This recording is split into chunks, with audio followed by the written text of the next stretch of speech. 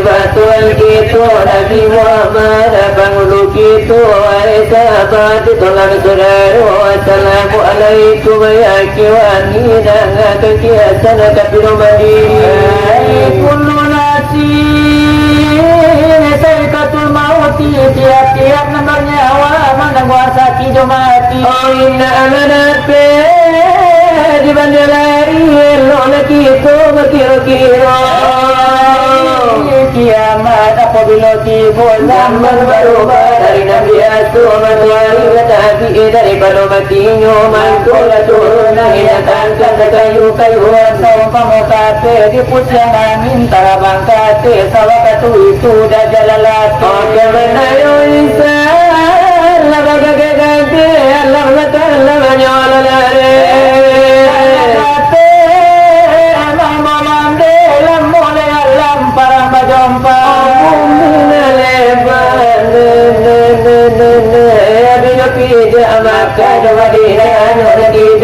itulah muka bisa pulau sawatu dan jatara lalu begitu aduh sabak nyoba koba itu malaikat mande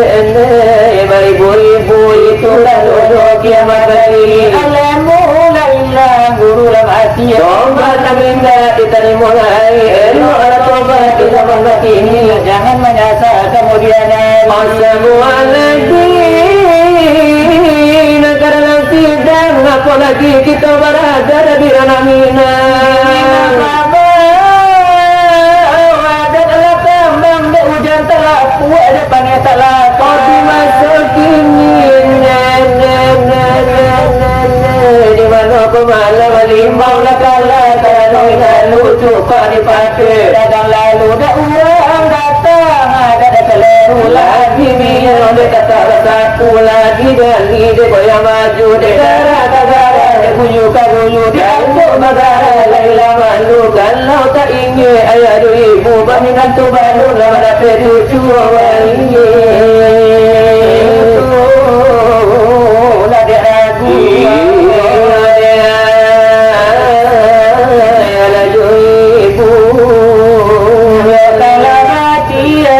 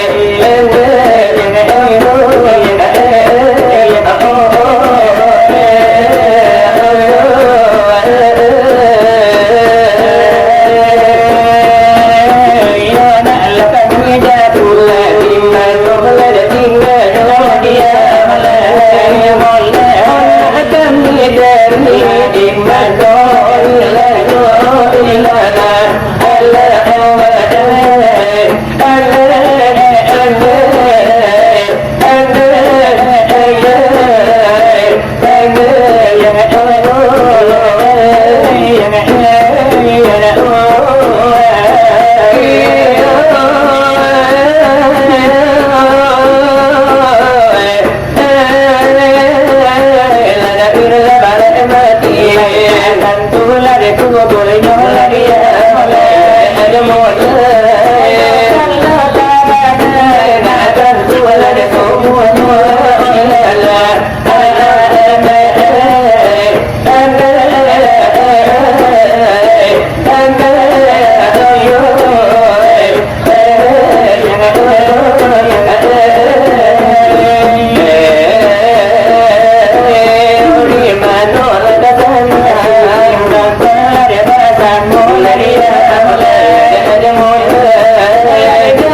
cho kênh Ghiền Mì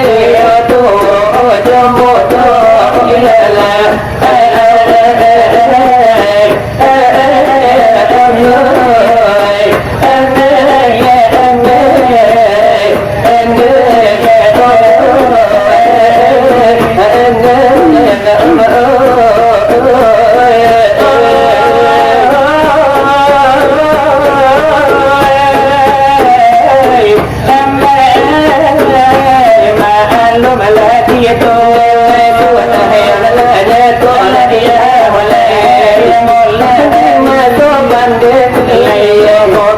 để không bỏ lỡ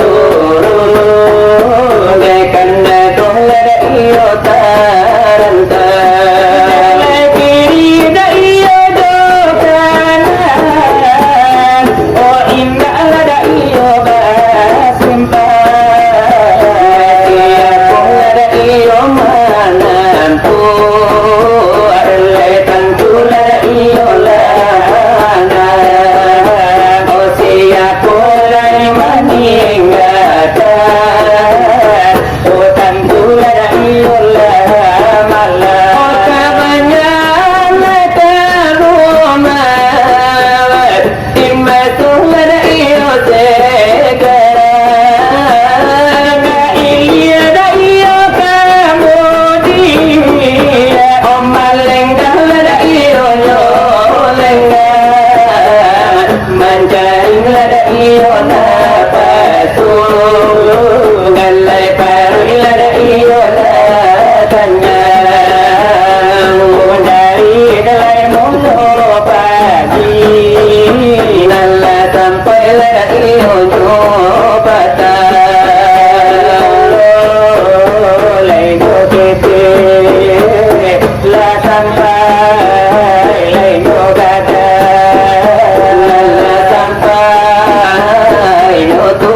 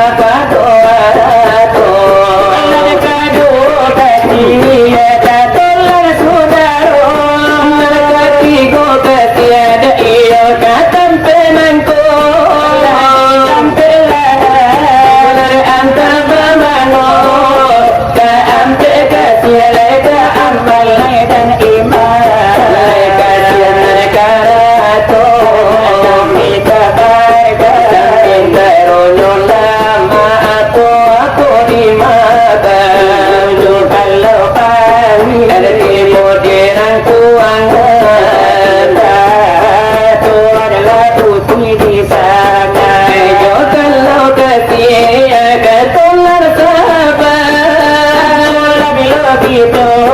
nala sampai wapale datang semuanya kau tirabat orang kita lengan dolan antarakan kita kalau bala tipu yo dulu bala lelai badan tahun lelai buku orang timbul lelai talah cinta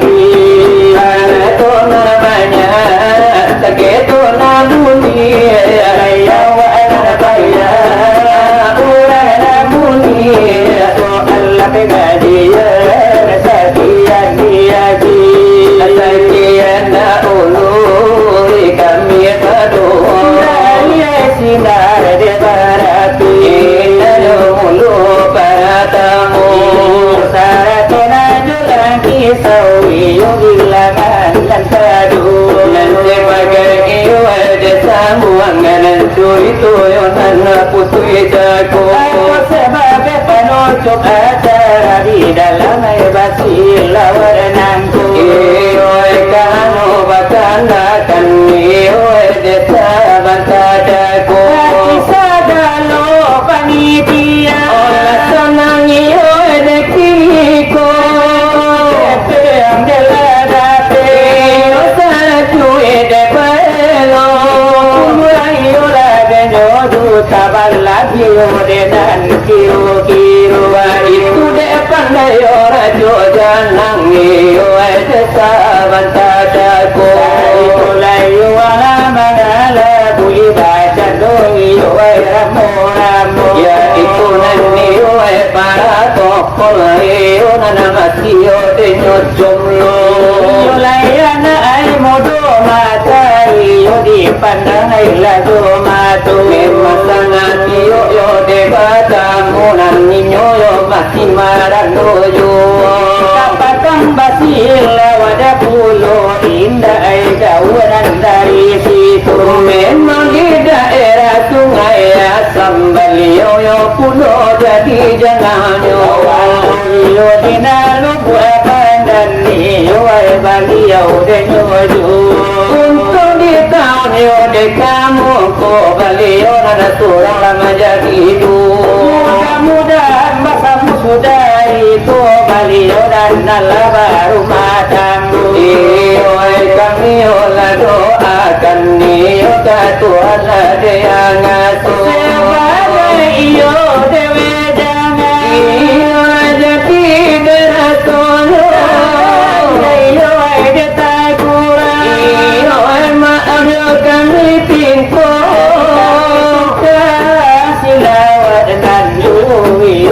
pasang nangku antara mani oi de lagi so jotina api malamanaku Imanoyo ditaradapi dari kami salah janggalnya Ikanan mio indah batu langlah kamario panakatu kato Kita mio dan dekana Yesa geser sambil katurunnya Iorinya jemaah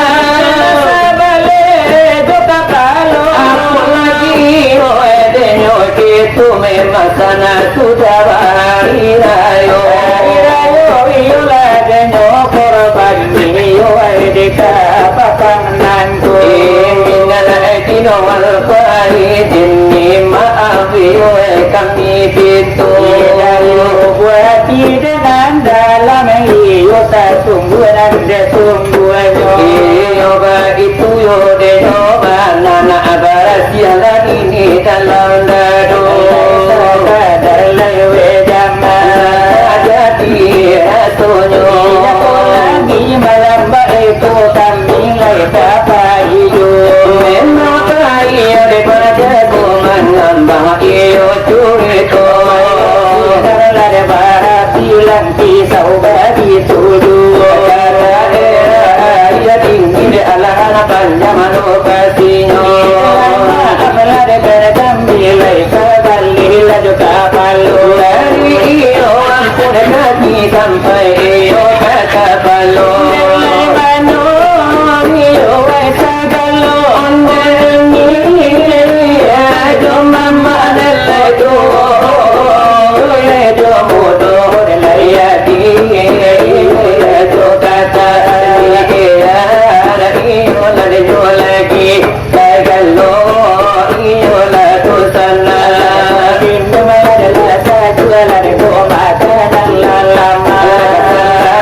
Lejo kami adalah leta lamanya Nanti salah duduk Nanti salah tada Nanti salah talia Nanti salah dalam Apakah suara Mola dan bantala kita Illa doa Menana kami pinta Watulah dola Bila kasih dengan lada narami Mana lalu mana dan nyuki Tola de pala ala sila de nagari Alay nantai Yo ay taupe Nantai Yo takuti Alay nantai Kito lada batang Mula kamudiya Lagi yo lada nyawari Bila ko Yo lada nagolong Masay Yo ay nanarami Oh anta di padang Dan anta di bukit tinggi Anta di Payaman Anta di Pertati Walau di Sidunjung Natawi Yo di Talawi Walau di Alam Panjang Walau Yo di Sumani Alayan anak lagi Pola dan anak Pola menyapui Pola dan Yosami Ada laisa Punan Bekanti Iyo dengan Iyo ada baalu Kata pancuki Iyo Iyo duri Lele malai Karena iyo batang Ada lai dengan Iyo tangguli Oleh ko Kami ada taluko Osapo Iyo lade kanti Kanti lade taluko Lade kami lamanya tui Lade mau bayar kami Lade kata dainasi Esa kurang-kurang Nyoden leka warung kopi Alamat masyarakat Dan belai tali batali Lesa sudah itu kita raun Dan daya tersi Atau para luar Dan lain-lain Nyoden di Lainam kaliaran Kananya Sesawan merpati Kumalaya Bertarawan Alau kami Lana liahati Lainana palihan Ketukang silawat Cari kami ini Kau indah Dan dolai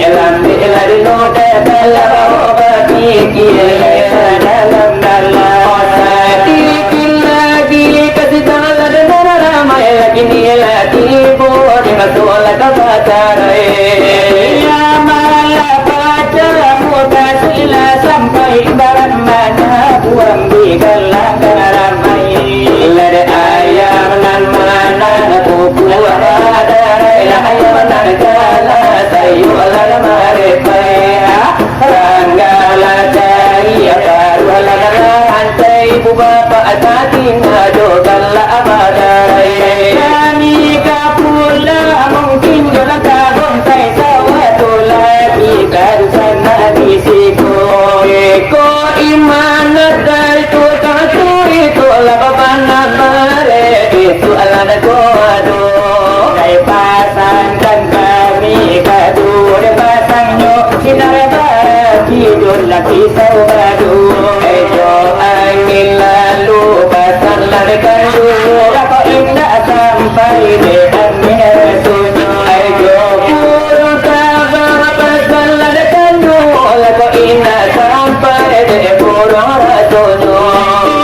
imkan sore laikal sapra utolam modolan belai sampai dulu ko indah sampai de sore rasul wala tur ila kami lan kala rumah tanggu aku mati manuru telepon sajul itu bicara lewat lada udara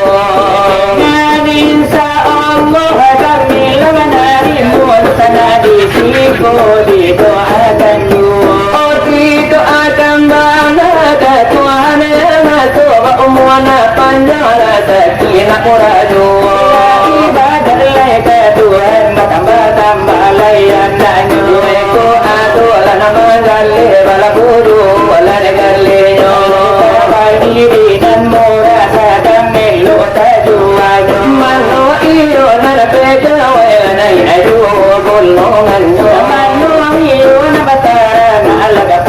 puataran na nyo mano na bataran na chanyo iyo baran na alaga malimo bataran na isiatan luar sagadang kapal mano iyo na bapara hasilnya balik bebagan mano iyo na basawa salam maju betahunan mano na bapara adurian buat durian sagadang